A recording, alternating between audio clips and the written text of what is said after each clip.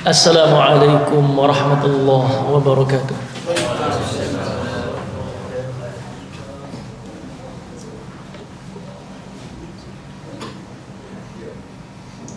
Allahu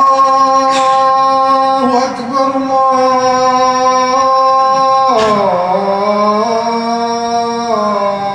Akbar, Allahu Akbar, Allahu Akbar. Asyhadu an la ilaha illallah.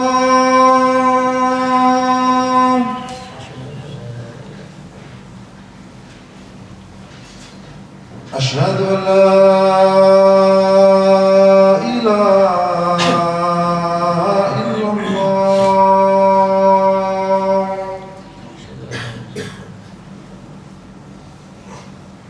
Asyhadu anna Muhammadar Rasulullah.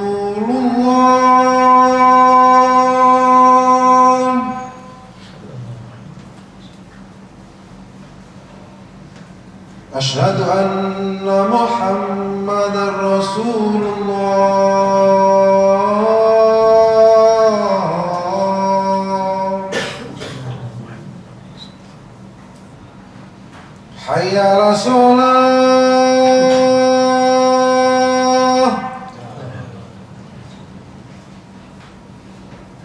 Hayya 'alas shalah.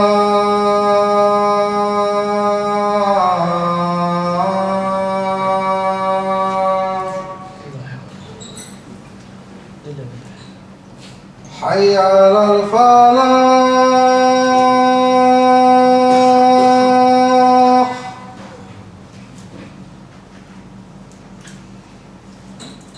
Hayya 'alal falah.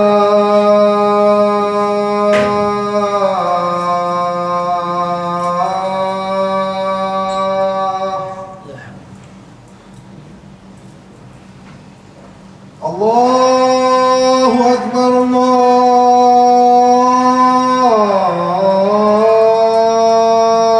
Allahu Akbar. La ilaha illallah.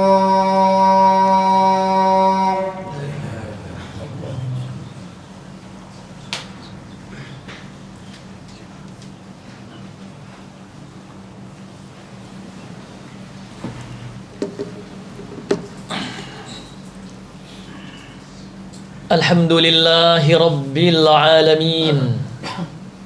Wa bihi nasta'inu ala umurid dunya waddin. Wa sallallahu ala nabiyyina Muhammadin sayyidil awwalina wal akhirin wa ala alihi wa sahbihi wa man tabi'ahum bi ihsanin ila yaumiddin. Ashhadu an la ilaha illallah wahdahu la syarika lah wa ashhadu anna Muhammadan abduhu wa rasuluhu alladzi la nabiyya ba'dah. Ayuhan nas, ittaqullaha kama qala ta'ala fi kitabihil karim. Ya ayyuhalladzina amanu ittaqullaha haqqa tuqatih wa la tamutunna illa wa antum muslimun. Amma ba'du, ma'asyiral muslimin rahimani wa rahimakumullah. Alhamdulillah, kita ada di awal-awal bulan Sya'ban, bulan yang tidak lama lagi dengan izin Allah kita akan melaluinya untuk sampai kepada bulan Ramadan.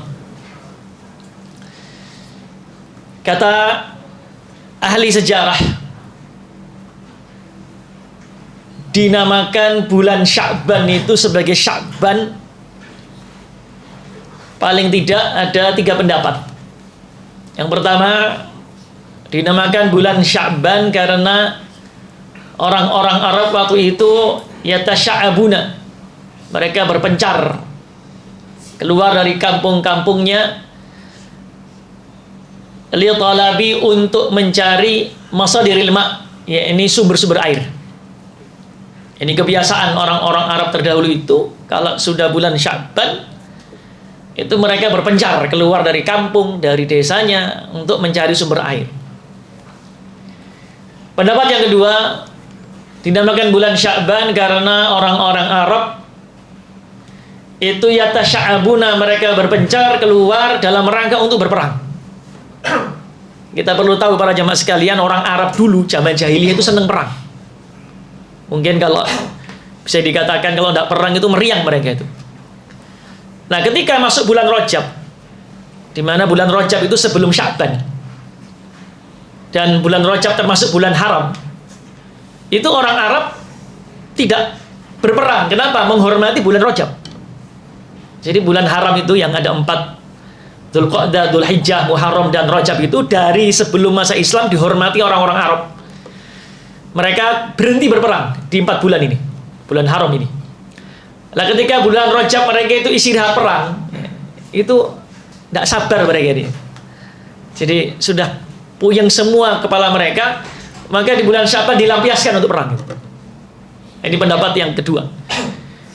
Dan pendapat yang ketiga, bulan Sya'ban itu secara bahasa dhohar, ya ini nampak, ya, maujud, ada, artinya bulan Sya'ban disebut Sya'ban karena dia nampak muncul di antara 2 bulan mulia, bulan Rajab dan bulan Ramadan. Nah, para jemaah sekalian, adakah keistimewaan dari bulan Sya'ban ini? Tentu ada. Yang sudah selayaknya kalau kita sudah mengetahuinya nanti, jangan sampai keistimewaan bulan Sya'ban ini kita sia-siakan. Ada satu hadis riwayat Imam An-Nasa'i, ya, berasal dari sahabat Usamah bin Zaid. Sahabat Usamah bin Zaid. Beliau berkata kepada Rasulullah sallallahu alaihi wasallam, "Ya Rasulullah, lam araka tasumu min syahrin minasyuhur ma tasumu min Sya'ban." Ya Rasulullah, aku tidak pernah melihatmu banyak berpuasa di bulan-bulan tentu selain Ramadan, melebihi banyaknya puasamu di bulan Sya'ban. Artinya Nabi itu selain Ramadan, ya, Ramadan kan jelas hukumnya wajib dan 1 bulan penuh Nabi berpuasa. Di luar itu Nabi tidak pernah berpuasa sebanyak ketika ada di bulan Sya'ban.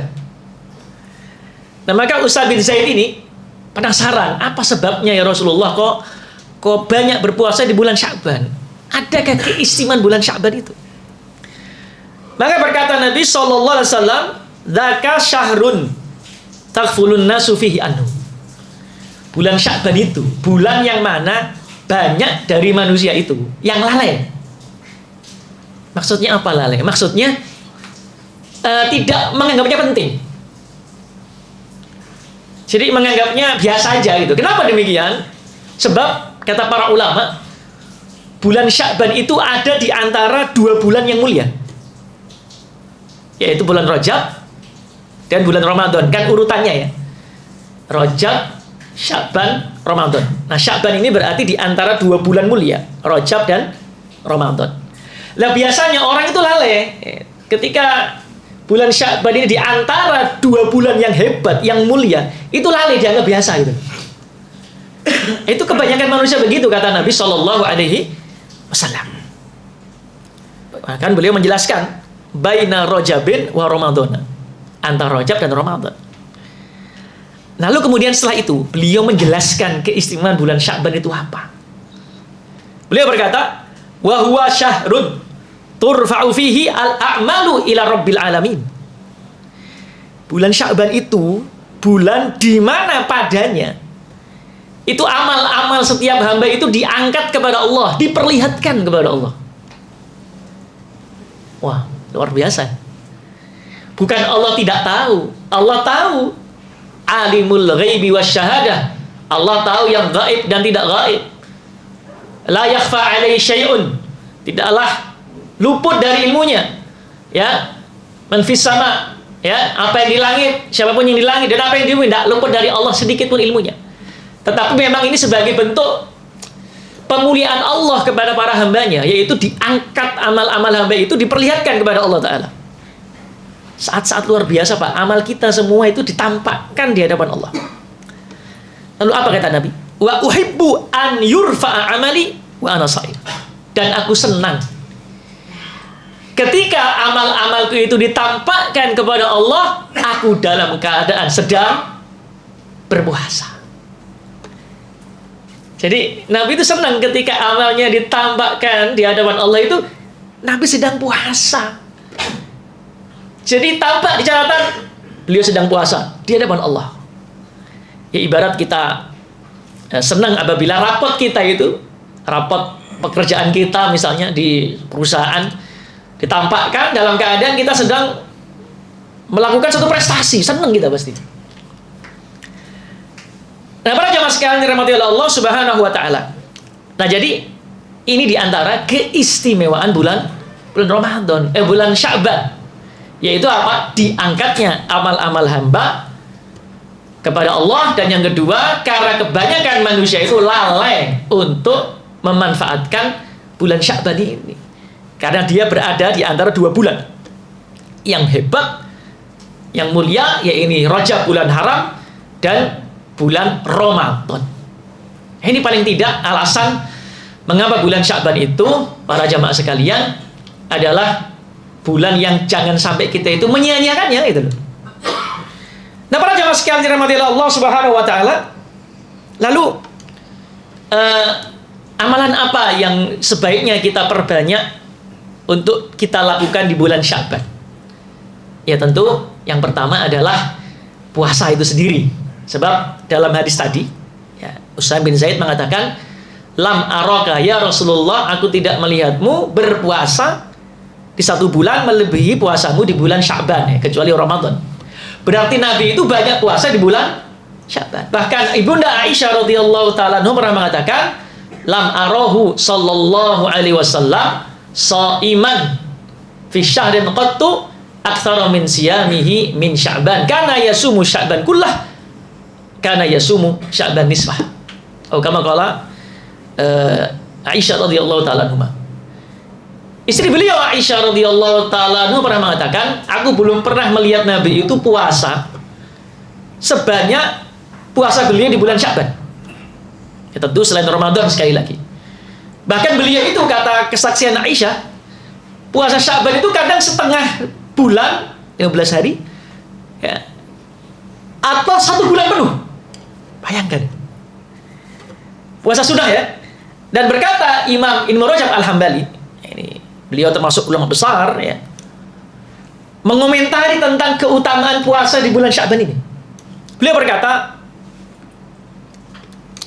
qala Ibnu Rajab Al-Hambali, siyamu Sya'bana afdalu min siyamil asyuril hurum.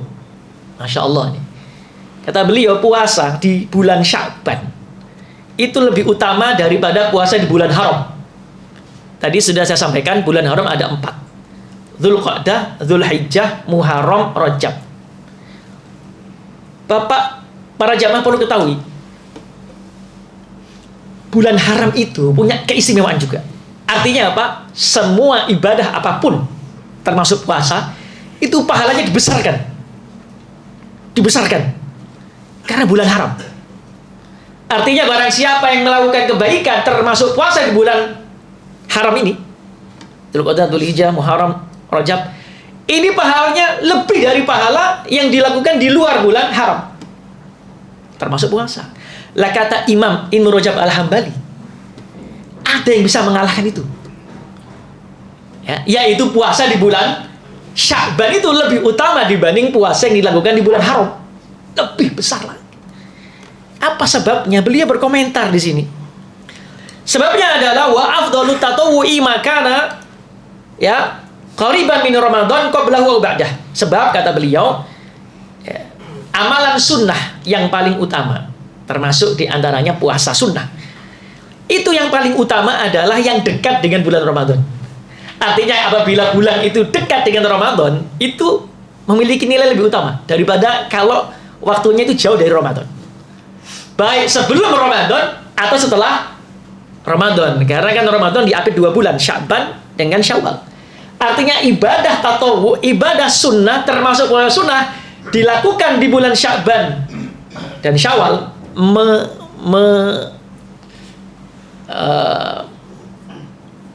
mengantarai ya, atau bukan mengantarai, tapi sebelum dan sesudah Ramadan ini lebih utama dibanding kalau dilakukan di lain bulan yang mengapit bulan Ramadan. Makanya puasa di bulan Sya'ban lebih utama dibanding bulan haram, karena bulan haram itu letaknya jauh dari Ramadan. Lalu beliau mengatakan, wa takunu manzilatuhu minas siyami bi manzilati sunan rawatib ma'al faraid.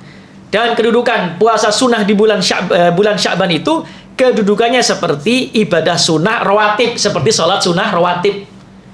Ya, qobliyah sama ba'diyah itu kan paling besar itu dari segi pahala kesunahan daripada sholat itu. Nah, sama dengan puasa yang dilakukan sebelum atau setelah bulan Ramadan. Nah, para jemaah sekalian rahmati Allah Subhanahu wa taala, ini puasa. Yang kedua apa?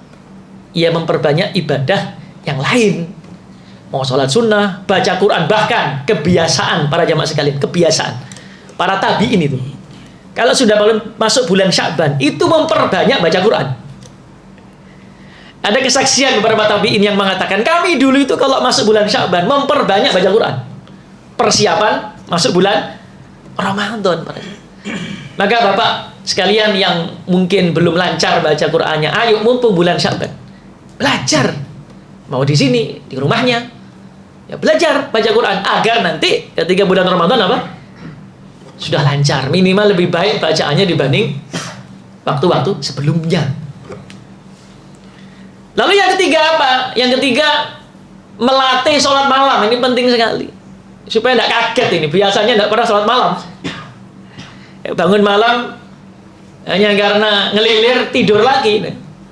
Supaya tidak kaget, dibiasakan sholat malam pada bulan Sya'ban. Sekali lagi, kalau ini dikiaskan dengan nilai puasa sunnah di bulan Sya'ban, maka bisa jadi pahalanya lebih besar daripada ibadah yang dilakukan di bulan haram gitu. Nah, lalu apalagi para jemaah sekalian, meningkatkan pengetahuan kita tentang puasa yang terkait puasa. Nah, ini penting. Kita insya Allah masuk bulan apa? Ramadan. Perlu ilmu bagaimana puasa, ya, baik secara lahir ataupun batinnya, supaya menghasilkan puasa yang maksimal faedahnya gitu. Ya, wong kita misalnya mau ujian saja harus belajar supaya lulus. Nah, ini kita mau menghadapi bulan Ramadan yang tentu bulan Ramadan ini ya kepentingannya untuk kita. Maka belajar puasa yang benar itu gimana, puasa lahir dan batin itu bagaimana. Itu seperti itu para jamaah sekalian yang dirahmati Allah Subhanahu wa taala. Dan yang berikutnya apa? Segera tunaikan utang puasa. Ini penting sekali. Jangan sampai ya punya utang karena kafarahnya berat. Jadi orang yang punya utang puasa Ramadan terus sengaja tidak bayar sampai lewat Sya'ban, lewat Ramadan. Ya, itu kata sebagian ulama, kafarahnya itu ada kafarahnya selain harus bayar puasa, kafarah, bayar fidyah untuk setiap hari itu. Kenapa? Karena dia sengaja tidak membayarnya. Ini bayar puasa. Misalnya ada orang punya utang puasa tahun kemarin 5 hari gitu. Nah, kalau sampai kelewat tidak bayar bulan Sya'ban nih, maka dia harus ganti tetap 5 hari plus bayar fidyah. Ya, plus bayar apa? Bayar fidyah. Tentu dengan aturan-aturan fidyah sebagaimana yang mestinya itu. Nah, setengah mud atau seperempat mud. Ya, biasanya setengah mud ya, tergantung beras atau apa. Atau 1 mud. Ya, ini tergantung ya, tergantung perbedaan pendapat di kalangan para ulama. Nah, para jemaah sekalian, lalu yang terakhir, jangan lupa banyak bertobat kepada Allah. Itu penting sekali. Sudahlah, kebiasaan buruk yang kita lakukan bulan-bulan kemarin, ayo segera tobat.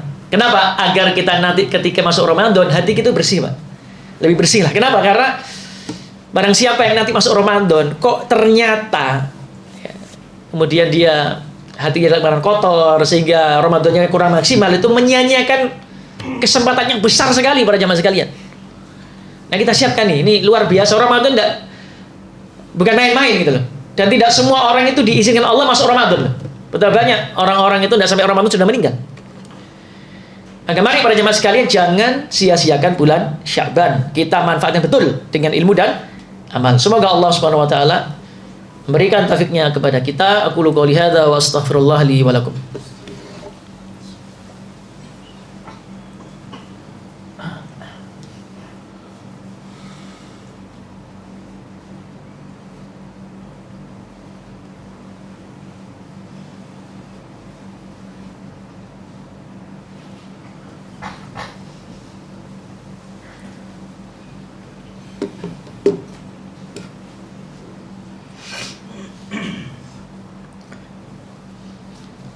Alhamdulillahirabbil alamin wassalatu wassalamu ala rasulihil amin wa ala alihi wa sahbihi ajma'in. Ayuhan nas ittaqullaha fis sirri wal alaniyah. Para hadirin sekalian, ada satu keistimewaan lagi ya di bulan Sya'ban itu. Dari hadis riwayat Imam Ibnu Majah dan Ibnu Hibban dari sahabat Mu'ad bin Jabal dan selainnya juga dari Abu Musa ya, Al-Asy'ari radhiyallahu taala anhu. Hadis ini diperselisihkan ulama tentang sahihnya ya. Syekh Al-Albani itu mensahihkan atau menghasankan hadis ini, artinya bisa dijadikan sebagai hujjah. Atau yang semisal dengan hadis ini. Apa hadis itu bunyinya? Kata Abu Musa Al-Asy'ari, beliau pernah berkata, Rasulullah bersabda, "Innallaha ya la yattali'u fi lailatin nisfi min Sya'ban fayaghfiru li jami'i khalqihi illa al-musyrik ya au musyahid."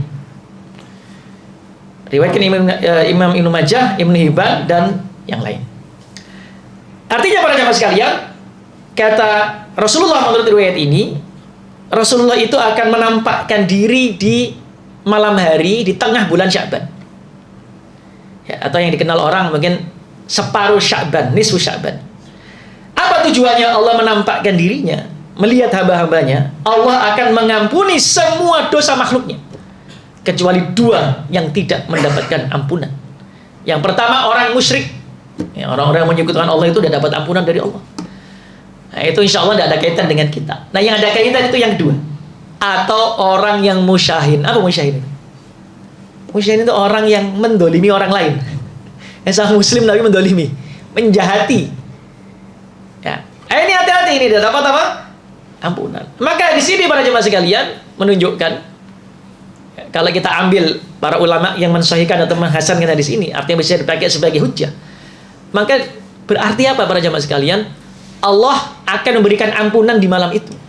Kecuali musyrik sama orang yang berbuat dolim kepada saudaranya yang lain. Maka hati-hati, jangan sampai kita termasuk orang yang suka mendolimi orang. Hati-hati nih, diharamkan dari ampunan Allah.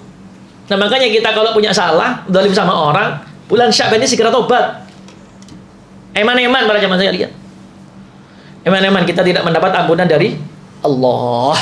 Ya monggo silahkan kalau waktu malam dan sebagainya ya di rumah masing-masing lah, masing-masing istighfar yang banyak, baca Quran, minta ampun. Ya kita di rumah masing-masing beribadah ya dengan keluarga atau banyak minta ampun di rumah kita masing-masing, insya Allah itu akan mendapat faedah yang besar. Para jemaah sekalian, itulah beberapa faedah di bulan Sya'ban. Yang pertama, bulan Sya'ban ini bulan di mana manusia banyak lalai. Maka jangan termasuk kita menjadi orang lalai. Yang kedua, bulan di mana ditampakkan amal-amal hamba kepada Allah. Nah, kita berharap agar ketika ditampakkan kepadanya, kita sedang melakukan ketaatan. Di antaranya puasa sunnah. Dan yang ketiga adalah yaitu ada satu malam yang mana Allah mengampuni seluruh hambanya kecuali musyrikin dan orang-orang yang zalim kepada muslim yang lain. Semoga Allah Ta'ala memberikan kepada kita taufiknya agar kita bisa mencapai keutamaan dan fadilah di bulan Sya'ban, dan berharap agar Allah menyampaikan kita di bulan Ramadan. Semoga Allah Ta'ala memberikan anugerahnya kepada kita. Innallaha wa malaikatahu yusholluna 'alan nabi ya ayyuhalladzina amanu shollu 'alaihi wasallimu taslima. Allahumma shalli ala Muhammadin wa ala ali Muhammad kama shallaita ala Ibrahim wa ala ali Ibrahim wa barik ala Muhammad wa ala ali Muhammad kama barakta ala Ibrahim wa ala ali Ibrahim fil alamin innaka Hamidum Majid. Allahumma ighfir lil muslimina wal muslimat wal mu'minina wal mu'minat al ahya'i minhum wal amwat innaka sami'un qaribun mujibu da'at wa ya qadiyal hajat. Ya Allah ya Rahman ya Rahim, ampunilah kami, ampunilah kedua orang tua kami, sayangilah mereka ya Allah sebagaimana mereka menyayangi kami waktu kecil. Ya Allah yang Maha Penyayang, Maha Pengasih, berikanlah kepada jiwa kami kesuciannya, berikanlah kepada jiwa kami ketakwaan ya Allah dan petunjuknya, karena tidak ada yang bisa memberikan hidayah kesuciannya kecuali Engkau, Engkau wali dan maulanya. Ya Allah yang Maha Penyayang lagi Maha Pengasih, jadikanlah sebaik-baik umur kami ada pada akhirnya, jadikanlah sebaik-baik amal kami ada pada penutupnya, dan jadikan sebaik-baik hari yang kami lalui adalah hari perjumpaan denganmu. Ya Sattar, wahai yang Maha Penutup dosa hamba-hambanya, tutupilah dosa kami ya Allah di dunia ini, tutupilah dosa kami di hari ketika ditampakkan semua amal yang kecil ataupun yang besar ya Allah. Ya Ghaffar yang Maha Pengampun, Maha Penyayang, ampunilah dosa kami ya Allah di dunia ini dan di akhirat kelak ketika semua amal akan dibalas baik dan buruknya. Ya Allah, jangan Kau hukum kami atas dosa-dosa kami. Ya Allah, pandanglah kami dengan pandangan rahmat dan kasih sayang-Mu, dan jangan Kau pandang kami dengan pandangan keadilan dan kemurkaan-Mu. Ya Allah yang Rahman ya Rahim, Rabbana atina fid dunya hasanah wa fil akhirati hasanah wa qina adzabannar wa qina adzabannar wa qina adzabannar wa akhiru da'wana alhamdulillahi rabbil alamin. Aqimus shalah.